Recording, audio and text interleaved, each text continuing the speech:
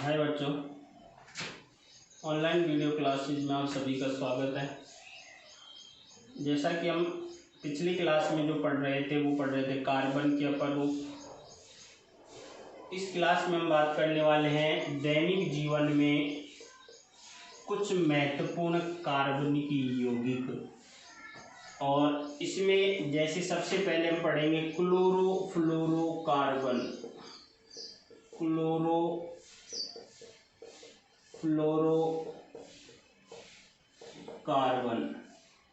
इसके बारे में पढ़ेंगे। क्लोरो CFC, इसका पूरा नाम पूछ लेता है। CFC का पूरा नाम बताइए। इसका पूरा नाम हो जाएगा क्लोरोफ्लोरोकार्बन। जब कार्बन परमाणु से क्लोरीन और फ्लोरीन अर्थात दोनों आपस में जुड़ जाते हैं तो उसे क्या कहा जाता है? क्लोरोफ्लोरोकार्बन कहा जाता है। अगर आपको याद हो तो अपन ने नामकरण में ये पूर्व लग्न पढ़े थे, अपन ने प्रतिस्थापियों के नाम लिखना। तो वहां पर अपन ने देखो, यहाँ पर जब कार्बन का अपन ने IPC पद्धति पढ़ी थी तो प्रतिस्थापी के रूप में क्लोरीन भी लिखा और फ्लोरीन भी। जब ये इस रूप में होता है तो इसको क्या कहा जाता है? क्लोरो। और जब ये इस रूप में होता है तो इसको क्या कहा जाता है? फ्लोरो। जब कार्बन परमाणु से क्लोरीन और फ्लोरीन आपस में जुड़ जाते हैं तो किसका निर्माण होता है? क्लोरोफ्लोरोकार्बन का निर्माण होता है। अर्थात अगर अपन बोले तो ये जुड़ते हैं एल्केन में, तो एल्केन में तो क्लोरोफ्लोरो का बोल सकते हैं, क्लोरोफ्लोरो एल्केन भी कहा जाता है। इन्हें क्लोरो या पॉलीक्लोरो ऐसे बोल सकते हैं, पॉलीक्लोरो क्लोरोफ्लोरो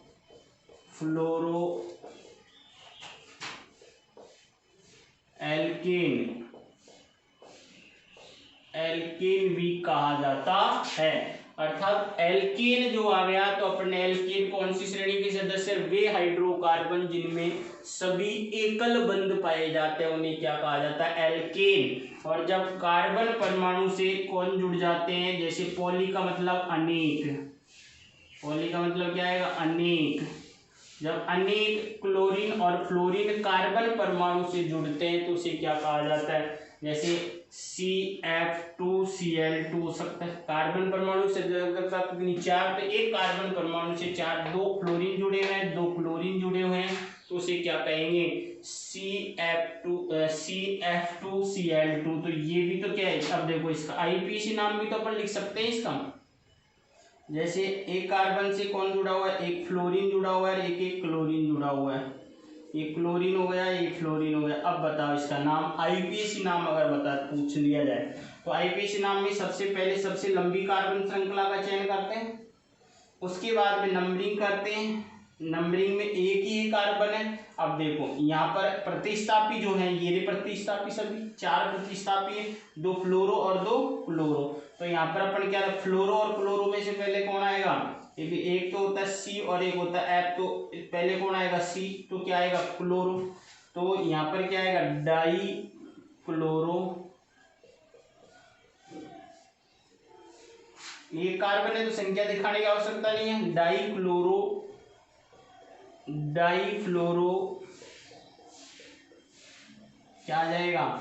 मेथेन। क्या आ जाएगा? मेथेन। एक कार्बन को क्या बोलेंगे? मैथ प्लस एन, क्या हो जाएगा? मेथेन।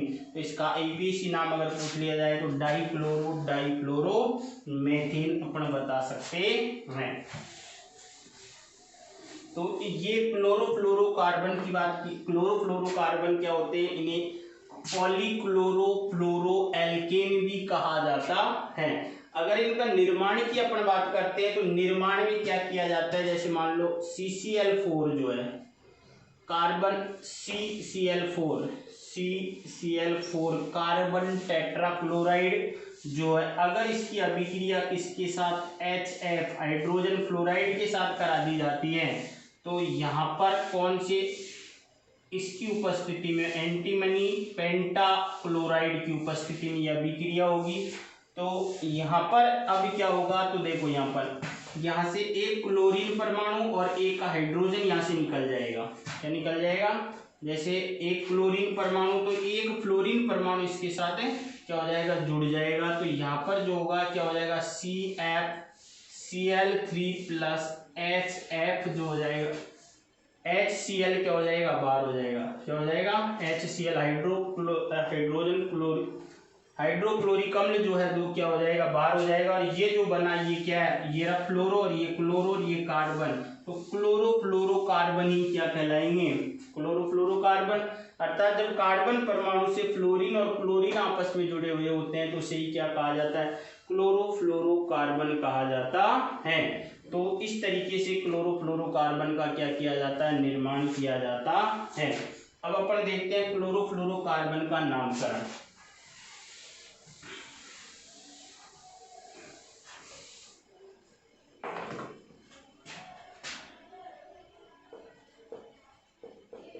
क्लोरोफ्लोरोकार्बन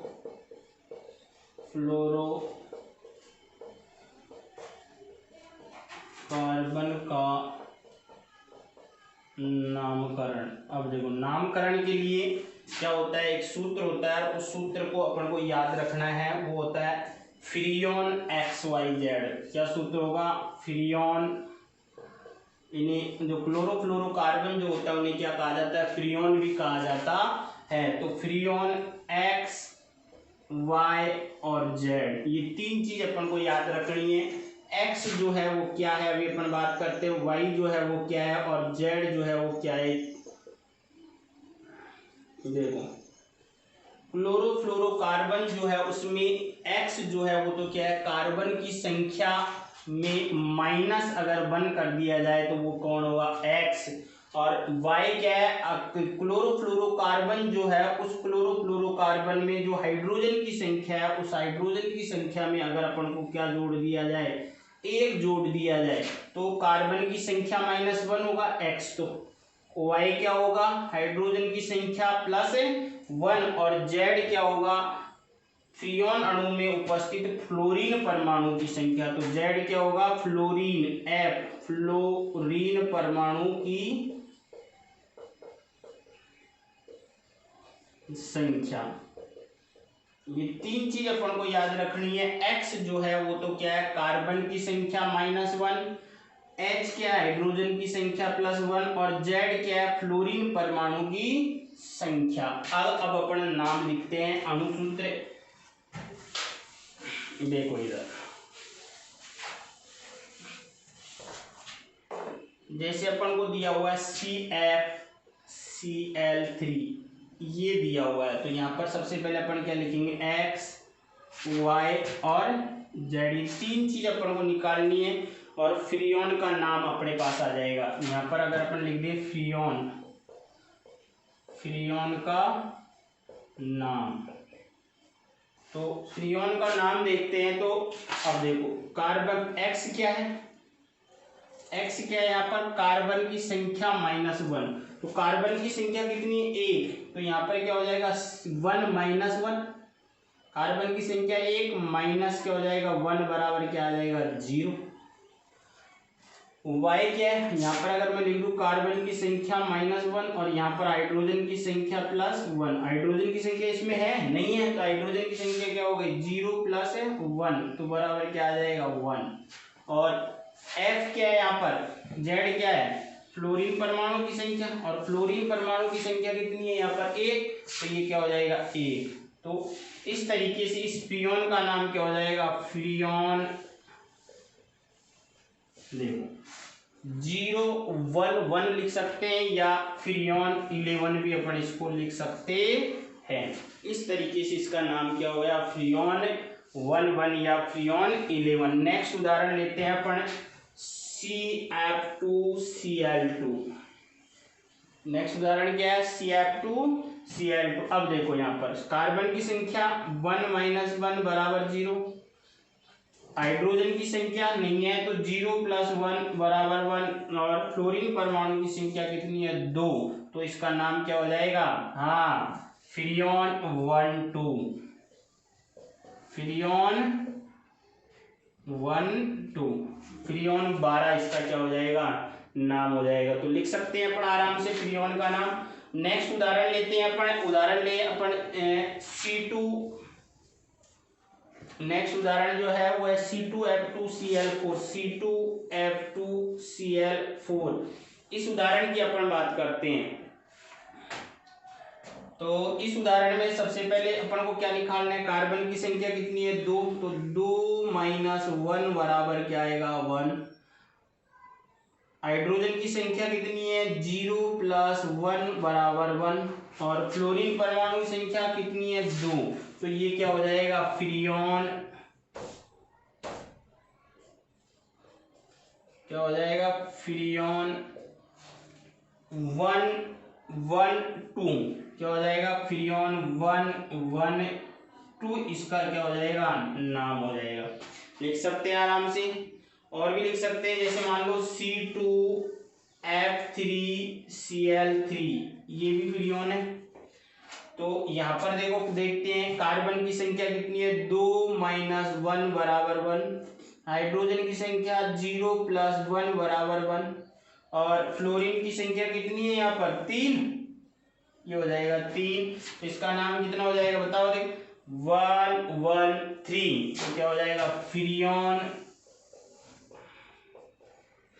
1 1 3। तो इस तरीके से अपन इनका क्या लिख सकते हैं क्लोरोफ्लोरोकार्बनों का नामकरण कर सकते हैं। तो अब अपन इनका देखेंगे क्लोरोफ्लोरोकार्बनों का उपयोग क्या किया जाता है। तो उपयोग के लिए एक तो इसका उपयोग किया जाता है रेफ्रिजरेटर और एयर कंडीशनर जो होते हैं, एयर कंडीशन जो होते हैं उनमें इसका उपयोग किया जाता है। अक्रिय विलायक के रूप में भी इसका प्रयोग किया जा सकता है। तो अक्रिय विलायक के रूप में क्लोरोफ्लोरोकार्बन का उपयोग किया जाता है। एयर कंडीशनर जो होते हैं, जिन एसी या रेफ्रिजरेटर जो होते हैं उनमें भी इसका उपयोग किया जाता है। और जो जहाँ पर कोल्ड स्टोरेज जहाँ बनाए जाते हैं वहाँ पर भी क्लोरोफ्लोरोकार्बन का क्या किया जाता है उपयोग किया जाता है। तो इस तरीके से ये क्लोरोफ्लोरोकार्बन है। नेक्स्ट क्लास में अपन नेक्स्ट टॉपिक पढ़ेंगे।